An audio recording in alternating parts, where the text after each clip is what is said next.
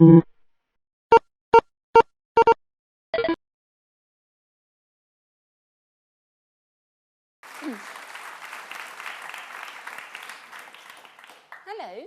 this is nice. I'm aware that probably everyone here might relate to this, maybe more than people at large. But what I'm going to be talking about is how technology is now something we're all able to do things with. It's no longer just like a special thing that only experts do. So we're going to have a talk about that, think about the purpose of that and what it means for possibly changing the world. But firstly, I'd just like to see how everybody is. How are we feeling? We in the mood? I think I've done, in the last 2.5 years, this is my third talk in a room. So it's both exciting and slightly nerve-wracking. So we're going to have a very gentle meander through. I hope something that is quite interesting. So, firstly, what I am going to talk about is the fact that it used to be the case that to make a tool, to change code, that kind of thing, you had to be an expert. And I think something that we've seen, that we're all aware of, is that lots of the things we use all the time, we don't use for the purpose they were made. And that what I'm really interested in is how can we start to sort of liberate things from the real reason they were made to do something else, something maybe more exciting. And when I was originally asked to do this in 2020, back in the beyond, I'd not long ago done a talk about the idea of just enough internet. And that was basically about kind of a Goldilocks approach. Let's not go crazy digitizing everything, but let's not make the world harder than it needs to be. And of course, quite a lot has changed in the interim. And so my thinking on that has moved on. However, it is still possible to buy a T-shirt, which everybody ought to do. But kind of, the thinking of that still kind of runs through what I'm about to talk about. So the first thing I'm interested in is who here would actually describe themselves as being a technologist? I can't see, put your hand up, Yeah, a couple of people? I just expected a few more, come on. Would anybody like to tell me what that means to them? Anybody? I think we've got a couple of people with mics. Use technology to solve problems. Did everyone hear that? Yeah, great. Okay, so use technology to solve problems. Do you think you've got any particular skills that help you do that? Is there anything about you that's special? I'm a developer, so right. We code, but not always. Okay. Anybody else? Anyone got another one to add? No? Okay. So, hang on, I just need to look at my slides. So, what I wonder, though, is we're all here, I think, because we make products and services and tools. But what if we actually have enough technology now? What if, after today, we didn't make anything else, and what we had to do for the rest of our lives, or the rest of eternity, is live with what we have now? What would the opportunity of that be? So I go to lots of talks and lots of government things where everyone's always talking about more and more new, right? And that actually there's a lot that we've made that we haven't really worked out what it can offer us. And I would like everyone, while I'm talking for the next half an hour, to be thinking about what's the favourite thing that is made for one thing that they've ended up using for another. And I can give you an example. When I was travelling here yesterday, there was a woman on the train putting her makeup on who was using the edge of a little circular pot to curl her eyelashes, which I thought was really clever, right? And people do those kinds of things all the time.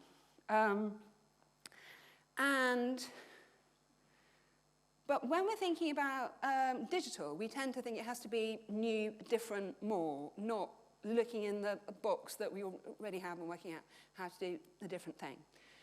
And so I'm really coming to this from a place of love, right? So I've worked on the internet now for 25 years. Like when I started, it wasn't really a proper job. And I mean, it hardly is now, but anyway. And I spent like a long time working out how to digitize things, make things different, yank very old organizations into the present.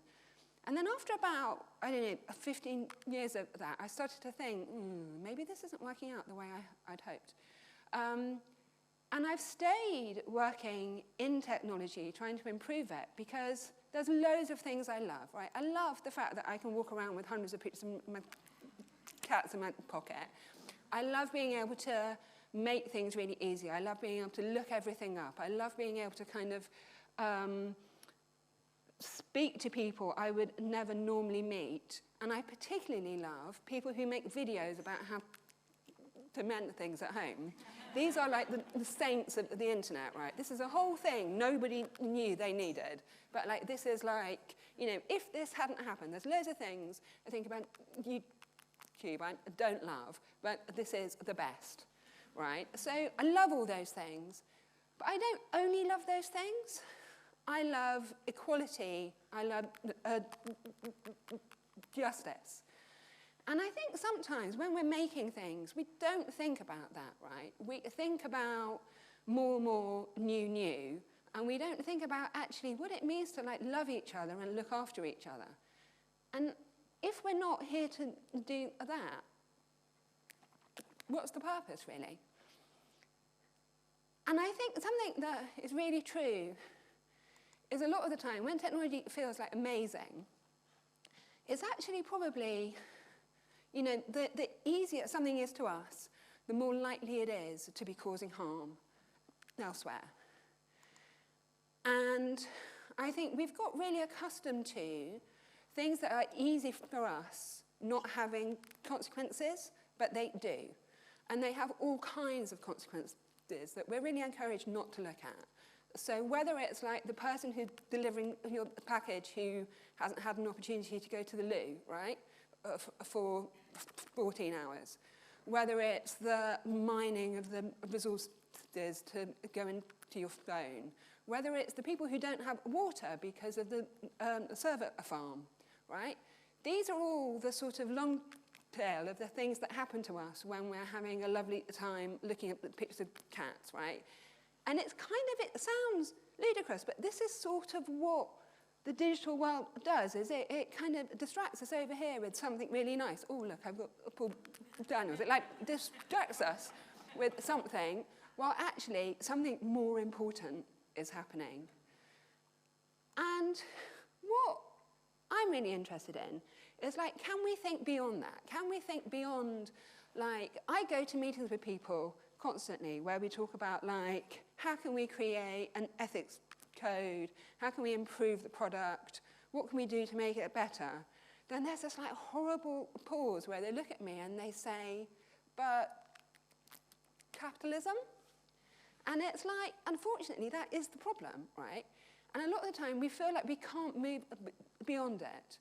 But if we can't now, when, you know, we don't really need to talk about all the terrible things that are happening in the world. But if we can't take the current moment as an opportunity to think about how to do things differently, I think we don't deserve it, right? So what can we do together that we can't do alone? And so what I'm going to talk about, like, in the next half of the talk is really like how we can take technologies that were made for one thing and get them to do another, and how I think that is actually a really rebellious act. And I'm going to start with, right, I mean, this doesn't really have a place in the deck. However, when I saw this about a month ago during the Jubilee, I couldn't really believe it, and I felt I had to recognize it. And so this is a drone. As we'll talk about in a minute, drones are made to do all kinds of things which were not this, right?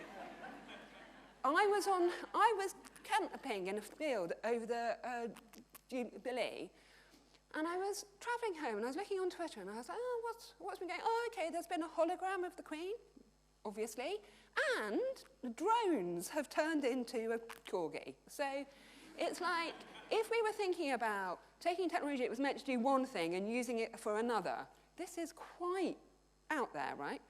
And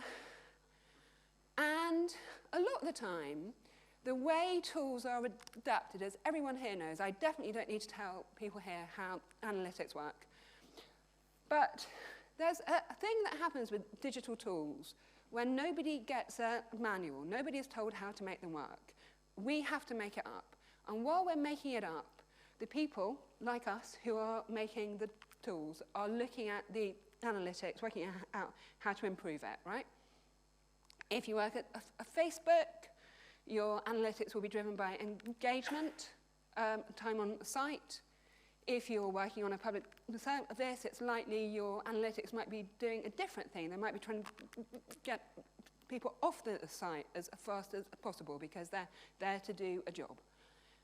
And I think this creates a really interesting opportunity, right? There are people there looking at what we're all doing and changing things to work. This is like a great chance to take over, to start overtly using things for not the purpose they were made for. And like, if we go back to this Facebook example, there's a really interesting article by Karen Howe that talks about understanding the Facebook algorithm and how, like, the end game of keeping people on the site as long as possible and coming back is definitely leading to polarizing, and they know and they don't really care because the thing they're interested in is making money by getting people to look at ads. And that feels to me to be the kind of thing we should totally sort of take over, right? And so I know that, like, it might feel like slightly ludicrous to be thinking, oh, if I, like, mouse over this thing, I shouldn't be, I'm being, like, really rebellious. It's kind of more thinking about what can we do in a coordinated way together that we can do alone? How could we turn the technologies that we have into something more helpful? And, like, one, I think, really tangible example of how this really works is, like, so if we go back to, like, April 2020, when suddenly loads of people were on Zoom who'd never been on Zoom before, and if you remember, right, there was this, like, thing that constantly happened, like a meeting would be meant to end, and then people would just be looking at each other afterwards for, like, ages, trying to work out how to leave. And clearly, what happened is there was lots of movement in the bottom right-hand corner with people's mouses. Because it went from, I can't remember where it was, but it suddenly went from being quite discreet to being a big red button, right? And I think that's a really good indicator that actually our behavior kind of does genuinely change things. And maybe if we think about it, and maybe if you think about the people you're creating things for as everybody is on the product team now, it's not like you're a group of experts and you're making it secretly, right? It's like actually everyone who's out there changing it, doing slightly different things is making a change. And one of the things I really believe, and like nobody's really interested when I go and try and talk about this in government, for instance, but that actually, you know, we've made technology all about money and killing people, but it's actually not really about that. The reason we all have a smartphone in our pocket isn't because we're thinking, I must make more money for Mark Zuckerberg. It's because we want to hang out with our friends, right? But when we go to the bigger picture and the strategies and things, business and military get all the credit, right? And like a lot of the time, when you look at strategies and that kind of thing, it looks like technology is a machine for economic rationality.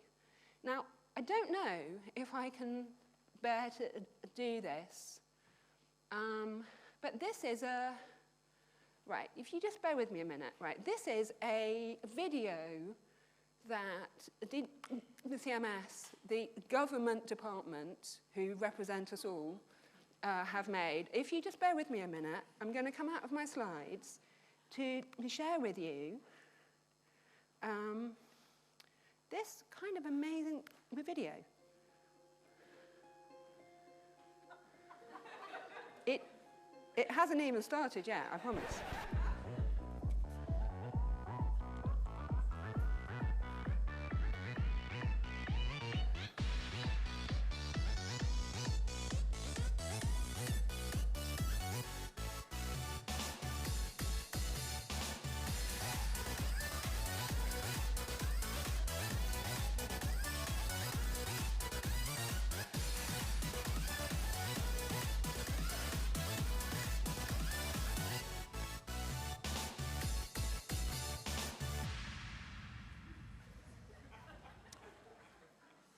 Great.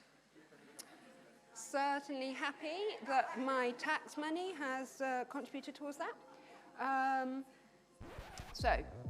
Oh, it was coming back. Right, so basically it's like when you're either making a product or using a product or whatever, are you thinking about it like that? I think it's unlikely, but like that is like the framing, the like strategic framing of what technology is there for us to do or to do for us as a country, as individuals, and it becomes all about money. And I was very sad to see last week, as part of London Tech Week, there was an announcement of global data experts who are going to fire up the digital economy. They all work in business, right? There's no recognition there that we use the internet to find our life partners, to speak to our parents, to be entertained, to find out knowledge, to have a good time, right? It's not all about money.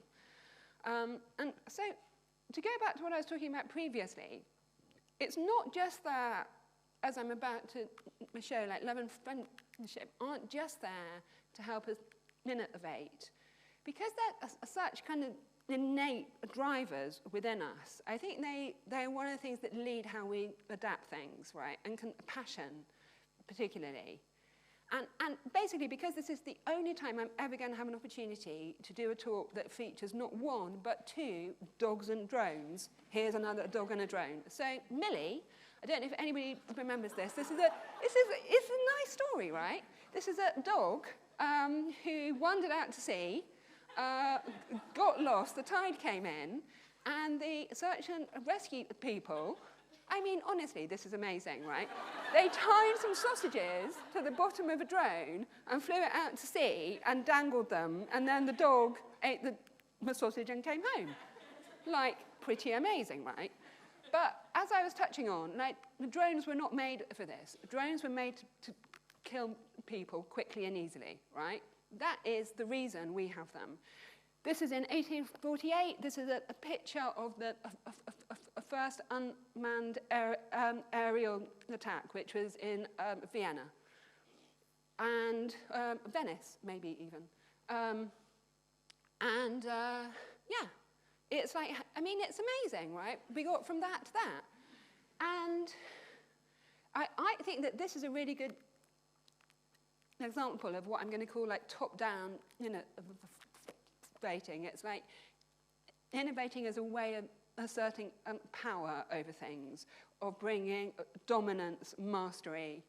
But I'm kind of wondering, if we're thinking about how to tweak things, how to adapt things, you know, I'm really interested in, if we've got people exerting top-down influence and they have the money and the power and the videos of unicorns, maybe we can adapt as a means of resistance. And I think, you know, to be very serious for a moment, we've seen a huge amount of that happen this year in Ukraine, where many consumer technologies that were made to do fairly trivial things have been used as ways to either raise money, to spread awareness, as means of kind of actual active resistance. And it seems to me very likely that what the Ukrainian government is doing, like, I never thought I would see the day when a government minister was on Twitter shilling Bitcoin to raise money for a country to help it be liberated. I mean, that's like a series of words that make no sense, basically, and yet that is what is happening now. And I think it shows that actually many of the tools we have that might look very trivial actually are very important. This here is a TikTok video of someone showing you how to take over a Russian tank, right? This is like the most invaluable field information, but it's like happening on the app that parents are like not really into, right? And so I think it's really worth thinking about how much, when we think about both making and using technologies, we presume serious problems need serious technologies. But actually, if we go back to this idea that maybe we never need to make anything again, we can only use the things that we have now, I think we can see there's lots of potential there that is not realized.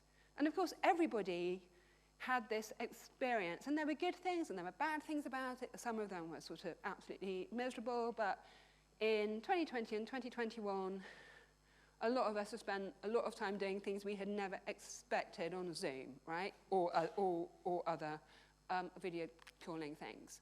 And have used technologies that were definitely made for like having meetings, to have yoga classes, choirs, cabinet meetings. And this here, I mean, this is absolutely tragic. This is a graduating the ceremony where the students' bodies have been replaced by present robots, and then there are little screens with their heads on. So like all kinds of things are totally possible. And maybe none of these seem super fun, but if we go back to one of my most favorite things that happened that gave me so much happiness in the early pandemic was the artist Marie Fulston threw a party in a Google spreadsheet, right? And it was amazing, right? And what that took was creativity, intentionality. It took about thinking of the affordances. It was basically a bit like having a party in the office and like eating a cheesy hedgehog in a counts, right? But in a document, right? And I think it's really interesting that if we stop feeling like we have to use the thing, like a thing that comes with a specific label for the reason it was made, what could we liberate? And I'm going to take you back in history now to like the 1870s to think about when the telephone was invented. And the telephone is like a really interesting example of something that was made to do one thing, that was made to do another, and that everyone was surprised by. And the reason they were surprised is because this was a piece of technology made by men, for men, who hadn't really realized that a lot of trouble was starting to happen when they handed it over to women. And I think that, you know, that's the story of all kinds of things. Very often, like when we think about product teams, management teams, they are not representative of the people who are who are likely to be using or need to use the product. Which means that no one can imagine really the like total extent and opportunity of what it's going to turn into. And what's really interesting is if we go back to the 1980s, both of the quotes I have up here are taken from a book that was written in the 80s about women and the phone. And these are all things I think that we would think instinctively about the internet, right? But that actually have been very normalized ways that people have used technologies to respond to power, right? The minute you give people something that has potential, if they don't have power, they're able to exploit it for other things. So, this here is Alexander Graham Bell, using the telephone, and all these people behind him, which you can't really see, so sorry about that, They are people who had been investors in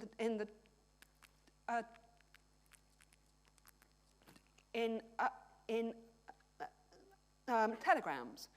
And so the like cabling that went in and the ways that people were using that was really like perceived to be the thing the phone was likely to turn into. And what was imagined back in the 70s was that, like, if they rolled out the phones to be honest, largely white neighborhoods in the US, what would happen is that women might use the phone in the day to ring the butcher, organize like their husband's activities. It was very much like perceived to be like a business tool. And what actually happened was very different. So women were like talking to each other on party lines. They were taking up like all the space.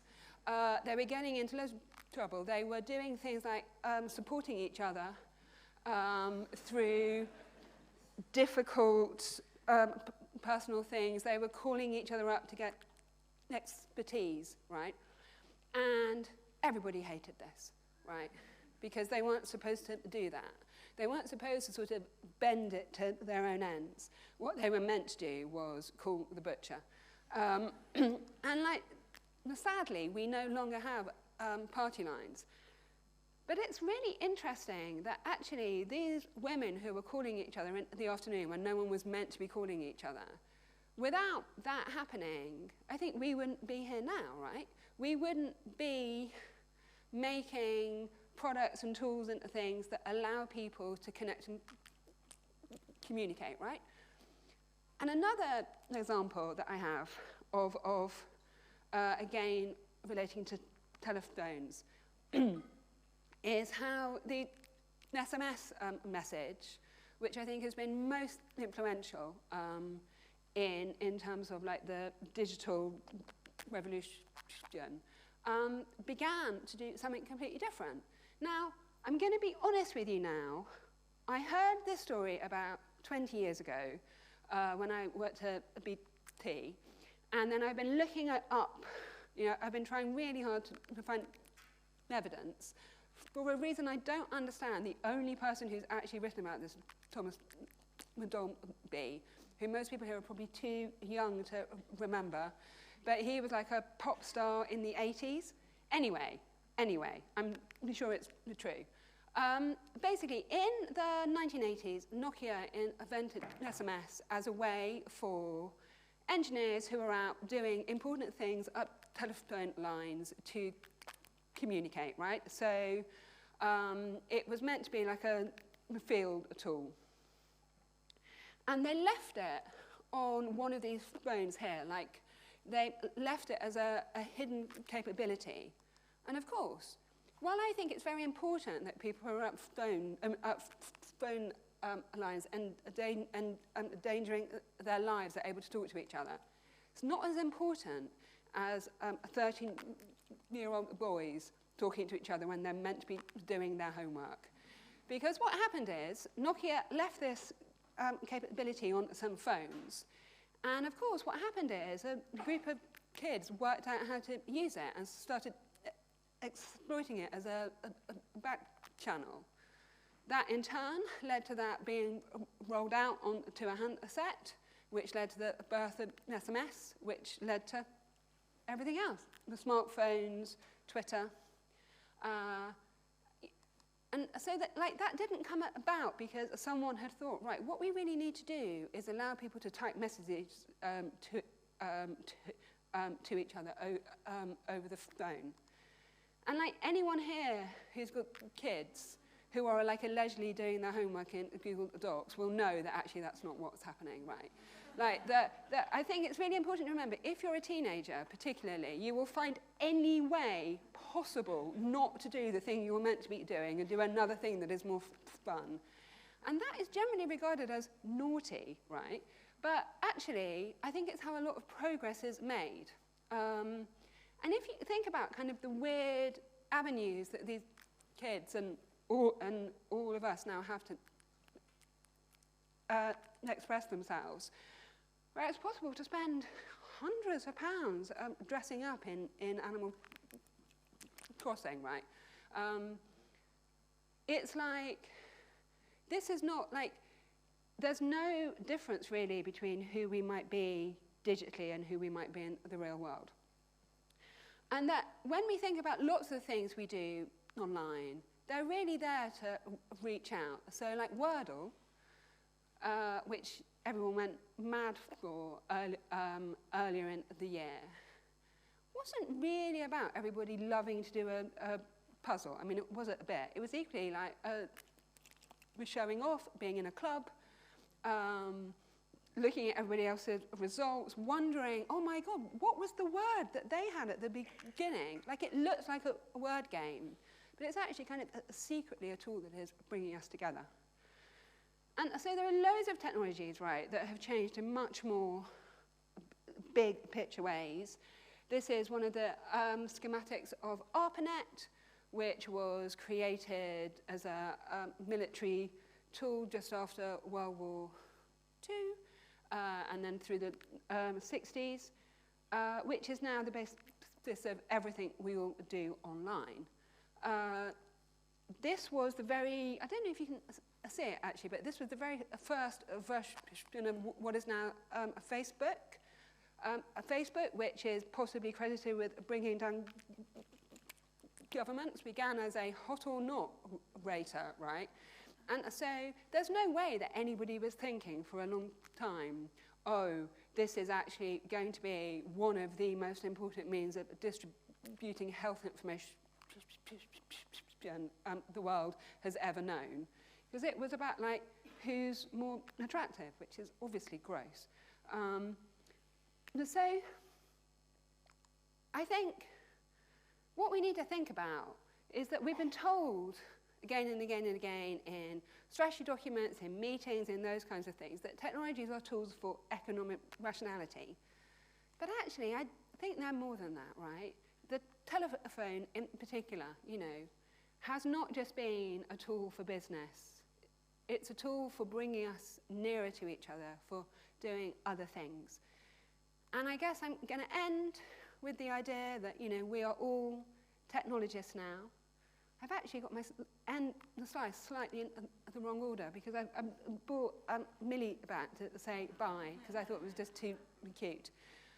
But like many of the things that we're given, which we're meant to maybe be being more productive, more efficient, more oppressive, maybe we can turn them around, right? Maybe we can turn them around and turn them into instruments of love in the nicest possible sense. And on that, I'm done. Thank you very much.